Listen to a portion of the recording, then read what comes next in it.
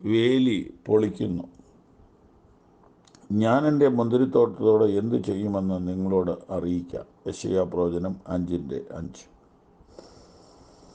ഞാൻ അതിൻ്റെ വേലി പൊളിച്ചു കളയും, അത് തിന്ന് നശിച്ചു പോകും.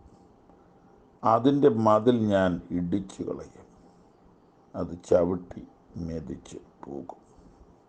ഞാൻ അതിനെ ശൂന്യമാക്കും, അത് വള്ളിത്തല മുറിക്കാതെയും കിളയ്ക്കാതെയും ഇരിക്കും. പറക്കാരെ മുള്ളും അതിൽ മുളയ്ക്കും.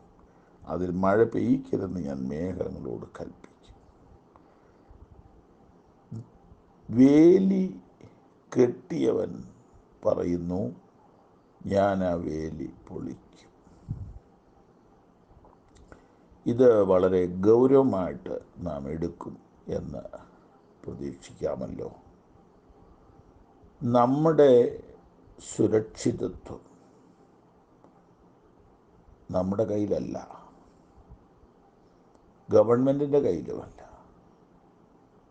നമ്മെ സൂക്ഷിക്കുന്നത്, നമ്മെ പരിപാലിക്കുന്നത് നിശ്ചയമായി നമ്മുടെ കർത്താവാണ്.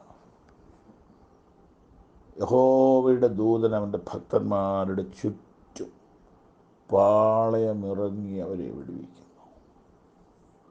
നിന്നതല്ല ഞാൻ, ദൈവം നമ്മെ നിർത്തിയതാണ്. നിൽക്കുന്നുവെന്ന് തോന്നുന്നവൻ വീഴാതിരിപ്പാൻ നോക്കട്ടെ. വേലി കെട്ടിയവനു മാത്രമേ പൊളിക്കാൻ പറ്റുകയുള്ളൂ. പിശാച് ആ വേലിക്ക് ചുറ്റും നടന്ന് അലറിയാലും അട്ടഹസിച്ചാലും വേലി പൊളിക്കാൻ പറ്റില്ല. കർത്താവ് അനുവദിച്ചാൽ മാത്രമേ അത് പൊളിക്കുകയുള്ളൂ. യോബിൻ്റെ വേലി പൊളിക്കാൻ പിശാച് ചുറ്റും നടന്നിട്ട് സാധിച്ചില്ല.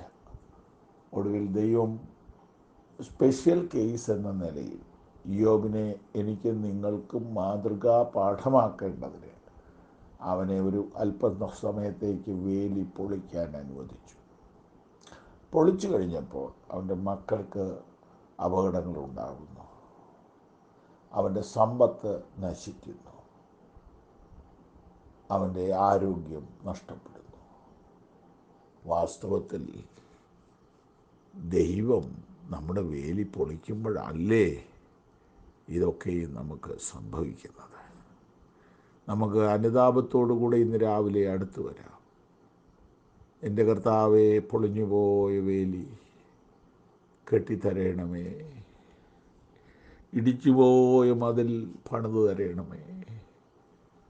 എൻ്റെ പ്രിയപ്പെട്ട സഹോദരി സഹോദരന്മാരെ, മാതാപിതാക്കളെ, നിങ്ങളുടെ കുടുംബത്തിൻ്റെ മതിൽ ഇടിഞ്ഞു പോയിരിക്കുകയാണോ? മക്കൾ കൈവിട്ടു പോയോ?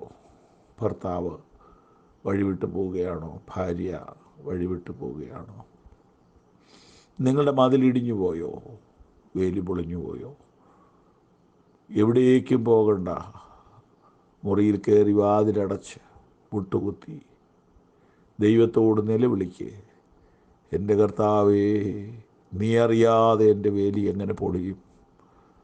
നീ എന്തുകൊണ്ടത് പൊളിക്കാൻ അനുവദിച്ചു? ശത്രുവിന് മാന്താൻ എൻ്റെ വീടിനെ നീ വിട്ടുകൊടുത്തോ?